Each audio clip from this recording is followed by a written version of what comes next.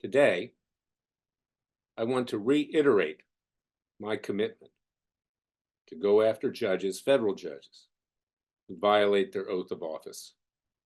We've seen this repeatedly with regard to January 6th peaceful protesters.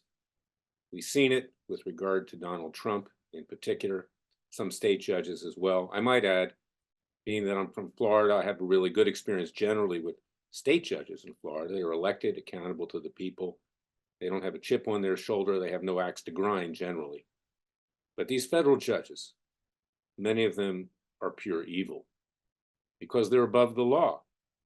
Unelected, unaccountable to the people, as Thomas Jefferson said, they would become despots and tyrants. He added, causing us to shed the blood of patriots and tyrants every 20 years or so, adding, what's a few thousand dead to refresh the tree of liberty.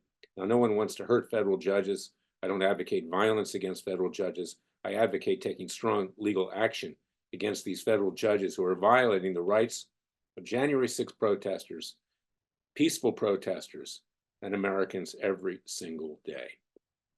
We will be hauling them before our citizens' grand juries. We'll be seeking indictments. We will be trying them. We will seek to hold them accountable, and we will have them sentenced.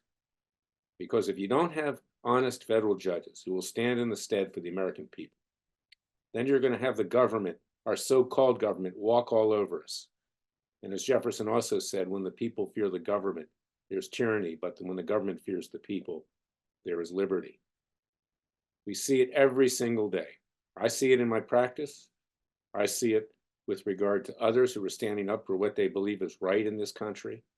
These federal judges get on the bench primarily with campaign contributions and other forms of political grease called legalized bribery. They benefit the people that put them on the bench, whether it's law firms, labor unions, or whoever, whatever politician pushes them. There's one judge from Rhode Island that paid almost $500,000 to get himself a judgeship, and that's just one example. I founded Judicial Watch on July 29, 1994, because of what I saw as a problem with the federal judiciary. I'd experienced the injustice for my clients who were not big corporations. They were little guys who were getting pushed around because of that political influence. But it's gotten much worse in those 30 plus years. And it is time for the American people to rise up. And that was the reason for Judicial Watch. Judicial Watch does very little of that today, if anything at all, that I've seen in recent past. But we at Freedom Watch will do that. And Judicial Watch meant what it meant to be, and now it's Freedom Watch. I run Freedom Watch. I founded that as well as Judicial Watch. But I need your help. I need to go to freedomwatchusa.org, join our Justice League, contribute with tax-deductible contributions. Judges are our most important public servants. They protect us not just from the tyranny of ourselves, but the tyranny of the other two branches of government. We need the best and the brightest on the bench. We don't want a bunch of political hacks on the federal bench, as we see in particular in the U.S. District Court for the District of Columbia and its appellate court, the U.S. Court of Appeals for the District of Columbia Circuit. We need to rise up.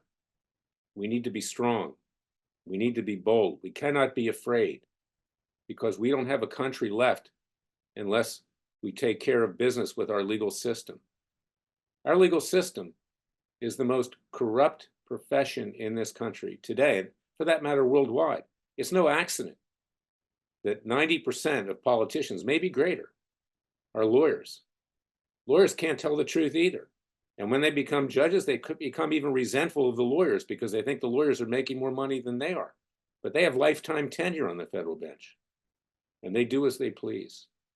And we have a Judiciary Committee on Capitol Hill run by Jim Jordan, who spends his time parading around, rolled up sleeves, ex-Ohio State wrestling coach, who hasn't sought to impeach one federal judge. Not one. Why? Because they're afraid that these judges will rule against them if a case ever comes in front of these judges concerning their own interests. So without a legal system that will work, and I write about it in my book, It Takes a Counter-Revolution, Wake Up America, that you can get at freedomwatchusa.org, then we are left defenseless. Keep that in mind, because every day that you see what these judges are doing to Donald Trump, They're going to have you as next. You're the next victim if you ever get in front of them, if you take a stand on any issue that concerns the establishment and our government. And that applies whether you're a Clinton appointee, whether you're an Obama appointee, whether you're a Bush appointee, whether you're a Biden appointee, or even a Trump appointee. Their establishment, they got there through special interest grease. They are not the best and the brightest, and that's what we need, the best and the brightest. I believe in the legal system. I started Judicial Watch because it was supposed to be kind of a hamburger helper to ethics organizations. Well, they need more than a hamburger helper these days, particularly District of Columbia Bar Disciplinary Apparatus, which is perhaps the most corrupt organization in this country today, trying to eliminate conservative activist lawyers, not just me, but nearly everyone who in any way is perceived as being either conservative, Republican, or having at one point supported Donald Trump. I don't tell people who to vote for as a public interest group, but I do take stance. And I don't care whether you're left, right, center, or whatever. I don't care what color you are. I don't care what religion you are. You have to be treated equally in this country. We just came past Martin Luther King Day. We need to be judged on the content of our character, not the color of our skin or our political beliefs. But that's not the case with the DC Bar Disciplinary Apparatus, and it's not the case with these federal judges. Why is it that the media, every time they're reporting on a ruling by a federal judge, says who appointed them to the bench? What president? That's because the media knows that that president or whoever appointed them or recommended them has these judges in their hip pocket.